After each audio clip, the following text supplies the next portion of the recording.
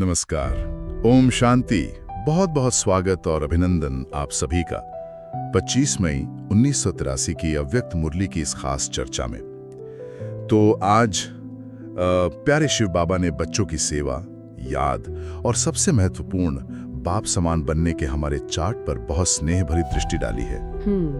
हाँ, बाबा जी से देख रहे थे बहुत प्यार से। हाँ, बाबा जी से दिल से देख रहे हैं कि जो अनमोल खजाने उन्होंने हमें सौंपे हैं, उनके फलस्वरूप हम कैसे फल बनकर तैयार हुए हैं। सही है। क्या हम वो प्रत्यक्ष फल हैं जिनका अनुभव तुरंत हो, जो दुनिया को दिखे?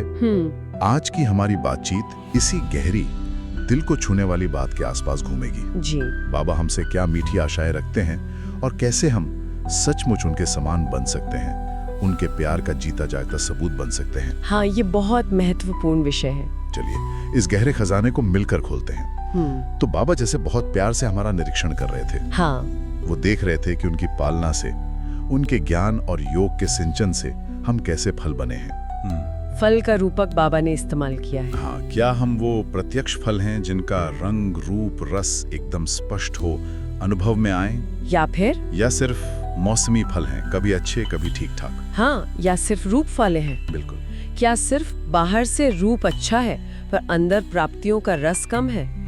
और सबसे जरूरी, क्या हम सीधे बाबा की पालना से पके हुए नैसर्गिक फल हैं? हाँ, ये महत्वपूर्ण है। या फिर अभी कच्चे हैं और कुछ बाहरी ज्ञान, विशेषताएं या दिखावे के मसालों से रंग रूप लाने की कोशिश कर रहे हैं, जैसे आजकल होता है ना, फलों को पकाने के लिए। हाँ, वही बाबा हमारे इसी अंदरूनी चार्ट को बहुत गौर से देख रहे थे। हाँ, और ये फल वाली बात सिर्फ एक उपमा नहीं, ये हमारी आंतरिक गुणवत्ता का पैमाना है। सही है। बाबा जब प्रत्यक्ष फल की बात करते हैं तो उनका इशारा है कि क्या हमारी स्थिति, हमारे कर्म, हमारी वृत्ति से बाबा की शिक्षाएं, उनका प्यार, उनकी शक्ति तुरंत झलकती है। क्या वो अनुभव में आती है दूसरों को? हाँ, क्या हमें देखकर, हमसे मिलकर किसी को शांति, खुशी, पवित्रता का अनुभव होता है? बिल्कुल। बाबा चाहते हैं कि हम रंग, रूप और रस, तीनों से भरपूर, हाँ, तीनों से भरपूर अमूल्य फल बने।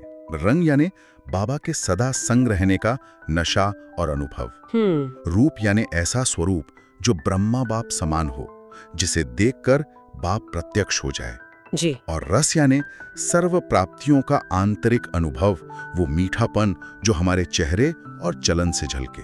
हाँ, वो अंदरूनी खुशी। बाबा पूछ रहे हैं, क्या हम ऐसे संपन्न बने हैं? ये सवाल आज भी उतना ही प्रासंगिक है। बिल्कुल। और वो सीधे पालना से पके फल वाली बात, इसका मतलब है मौलिकता, दिव्यता में मिलावट न हो। अच्छा। जैसे कुछ फल कच्चे तोड़कर मसालों से पकाए जाते हैं, बाबा इशारा कर रहे हैं कि कहीं हमने भी कोई एक दो गुण या सेवा का आधार लेकर खुद को पका हुआ मान तो नहीं लिया।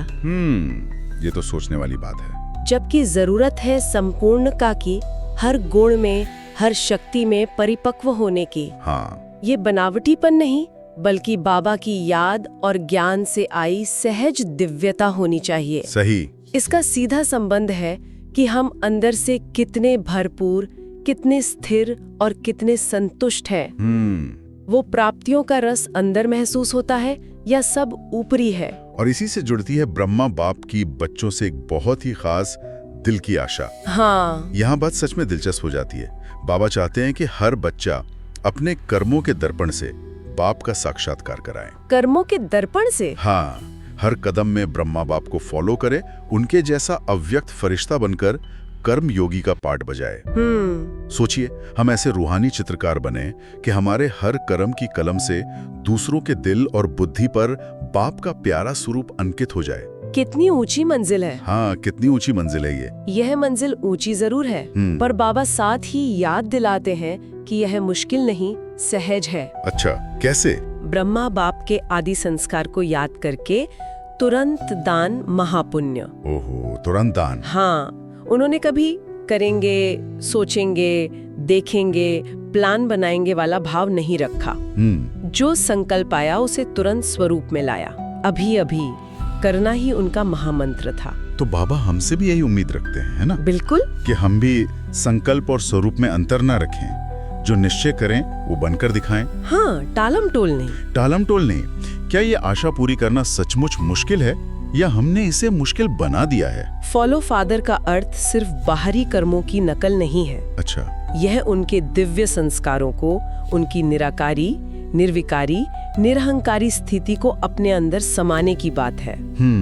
गहराई की बात है ये। हाँ, ताकि हमारे चलन, बोल, चेहरे से वही दिव्यता, वही शांति, वही निस्वार्थ प्रेम झलके जो ब्रह्मा बाप में था। वाह। कर्मों का दर्पण इतना साफ हो कि उसमें बाप दिखाई दे।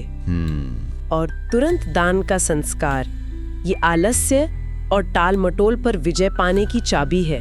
हाँ, ये बहुत बड़ी रुकावट होती है पुरुषार्थ में। आध्यात्मिक मार्ग पर सबसे बड़ा विघ्न यही होता है, कल करेंगे। बाबा कहते हैं संकल्प किया और स्वरूप बने, इसमें देरी क्यों? यही तो महापुण्य है, क्योंकि ये समय बचाता है, ऊर्जा बचाता है और हमें तीव्र गति से मंजिल तक ले जाता है। सही बात है। निश्चय को स्वरूप में लाने की तत्काल शक्ति, यही बाबा समान बनने का राज है। अच्छा, बाबा इस स्वरूप बनने की बात को खास मधुबन निवासियों से जोड़ते हैं ना? हाँ बिल्कुल, मधुबन वालों पर विशेष ध्यान है। वो जैसे विश्व के लिए एक शोकेस हैं। बाबा कहते हैं सबसे पहले ये बात मधुबन वालों के आगे रखते हैं, क्योंकि वो हैं भी आगे। जी। मधुबन को बाबा सबसे बड़ा शोकेस कहते हैं, जहां दुनिया भर से आत्माएं कुछ विशेष अनुभव करने आती हैं। हाँ, सैंपल देखने आती हैं। हाँ, तो सोचिए इस शोकेस में रखे शोपीस कितने अमूल्य, कितने परफेक्ट होने चाहिए। बिल्कुल, मधुबन को बाबा ने चरित्र भूमि कहा है और ये बहुत बड़ी बात है। चरित्र भूमि। हाँ, वहाँ रहने का मतलब सिर्फ एक स्थान पर रहना नहीं, बल्कि एक जिम्मेदारी ओढ़ना है। लोग वहाँ सिर्फ बिल्डिंग्स या व्यवस्था देखने नहीं आते। सही। वे ब्राह्मण परिवार का जीवंत रूप देखने आते हैं। कर्म योगी जीवन का जीता जागता नमूना देखने आते हैं। हाँ, प्रत्यक्ष प्रमाण। अथक सेवाधारी कैसे होते हैं, वरदान भूमि के वरदानी स्वरूप कैसे होते हैं, ये सब अनुभव करने आते हैं। और ये सब सैंपल कौन है? मधुबन निवासी। हाँ, मधुबन वाले। बाबा याद दिलाते हैं कि जैसे भागवत कथा का महात्म्य होता है, वैसे मधुबन चरित्र भूमि है और उसका महात्म्य वहाँ रहने वाले बच्चे हैं। क्या मधुबन निवासी अपने इस महत्व को सदा स्मृति में रखते हैं? ये सवाल बाबा जैसे उनसे पूछ रहे हैं। और मधुबन में रहने का दायित्व इसलिए भी विशेष है क्योंकि वहाँ का शक्तिशाली वातावरण याद स्वरूप बनने में, सहज योगी जीवन जीने में बहुत मददगार है। हाँ, ये तो है। पुरुषार्थ वहाँ तुलनात्मक रूप से सहज होना चाहिए। बाबा का इशारा बहुत मार्मिक है। जब आजकल बाहर से आने वाली प्रजा आत्माएं भी मधुबन से वरदानों का अपना हक लेके जा रही हैं, हाँ। तो वहाँ स्थायी रूप से रहने वाले राजा बच्चों को तो वरदानों से कितना मालामाल होना चाहिए। बिल्कुल, ये तो सोचने वाली बात है। यह वातावरण के प्रभाव के साथ साथ मधुबन निवासियों से बाबा की ऊंची अपेक्षाओं को भी दिखाता है। हाँ। वे विश्व के लिए एक प्रेरणा है। हाँ। एक आदर्श है। और इसी से जुड़ा हुआ है तख्त नशीन बनने का गहरा राज। हाँ, तख्त नशीनी। बाबा कहते हैं देखो, अब प्रजा बनने की सीजन तो शुरू हो गई है। हाँ। सहयोगी आत्माएं बढ़ रही हैं। तो अब राजा तैयार होनी चाहिए। और राजा कौन बनेगा?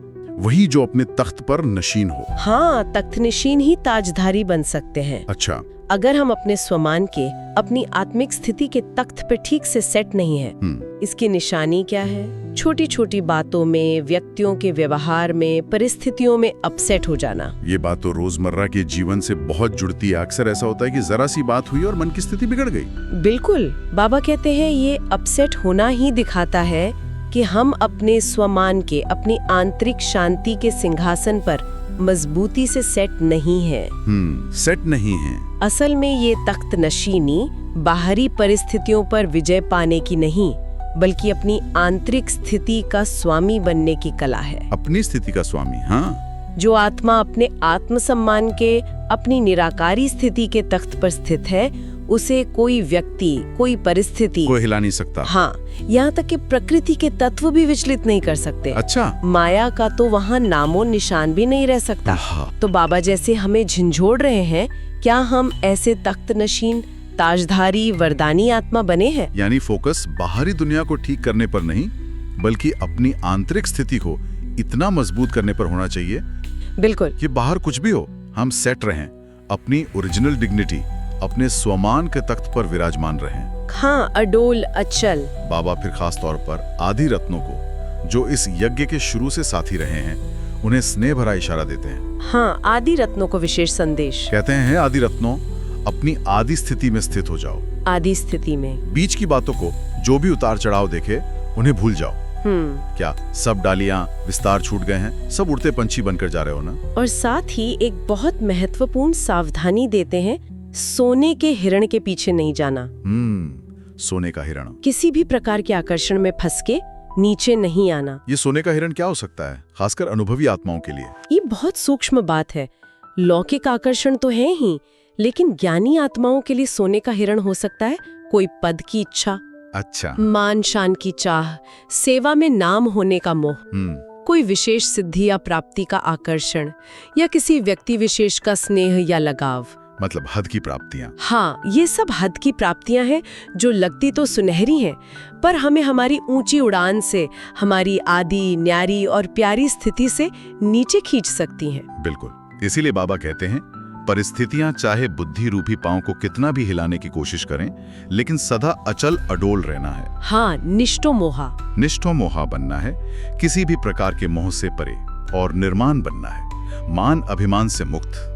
तभी उड़ते पंछी बनकर उड़ सकेंगे और दूसरों को भी उड़ा सकेंगे। सदा न्यारे और सदा एक बाप के प्यारे। हाँ, किसी व्यक्ति, वस्तु, वैभव या हद की प्राप्ति के प्यारे नहीं। सही। यही आदि पिता ब्रह्मा बाप समाज स्थिति है, सदा निराकारी, निर्विकारी, निरहंकारी। बाबा आदि रत्नों को, जो नींव के पत्थर हैं, उन्हें विशेष रूप से इस स्थिति में स्थित रहने का आह्वान कर रहे हैं। हाँ। यही स्थिरता और सच्ची अनासक्ति का आधार है। यही उड़ती कला की युक्ति है। और अंत में बाबा ऐसे श्रेष्ठ बच्चों को, जो हर कर्म में बाप का प्रत्यक्ष स्वरूप दिखाते हैं। हाँ, पुण्य आत्माएं। जो पुण्य आत्माएं हैं, जो हर कदम में ब्रह्मा बाप को फॉलो करते हैं, जो विश्व के आगे अपने जीवन से बाप का सच्चा चित्र दिखाते हैं। ऐसे ब्रह्मा बाप समान श्रेष्ठ बच्चों को बाप दादा का बहुत बहुत याद, प्यार और नमस्ते भेजते हैं। कितना प्यार है बाबा का। हाँ, कितना स्नेह, कितनी उम्मीदें भरी हैं बाबा के इन शब्दों में। तो आज बाबा ने हमें दिल से पुकारा है एक जीता जागता रस भरा प्रत्यक्ष फल बनने के लिए। हाँ, प्रत्यक्ष फल। उनके दिव्य गुणों को अपने हर कर्म, हर संकल्प में उतारने के लिए। तुरंत दान, महापुण्य के संस्कार को अपनाकर पुरुषार्थ में तीव्र गति लाने के लिए। बिल्कुल। सोमान के तख्त पर सदा अचल अडोल रहने के लिए। हाँ। और हर प्रकार के सूक्ष्म सोने के हिरण रूपी आकर्षणों से परे सदा उड़ते पंछी बनने के लिए। आज की इस गहरी चर्चा के बाद सचमुच ये सोचने और अनुभव करने की बात है। हाँ। कि अपने निजी जीवन में, अपने दिनचर्या में हम बाबा के उस प्रत्यक्ष स्वरूप को कैसे और स्पष्ट रूप से झलका सकते हैं। कहाँ हम अभी भी कच्चे हैं और बाबा की पालना की जरूरत है। सही। और ब्रह्मा बाप के तुरंत दान वाले शक्तिशाली संस्कार को याद करते हुए आज अभी कौन सा एक छोटा सा कदम हम तुरंत उठा सकते हैं अपनी स्थिति को ऊंचा बनाने के लिए, बाबा के और समीप आने के लिए। बहुत सुंदर। ओम शांति। ओम शांति।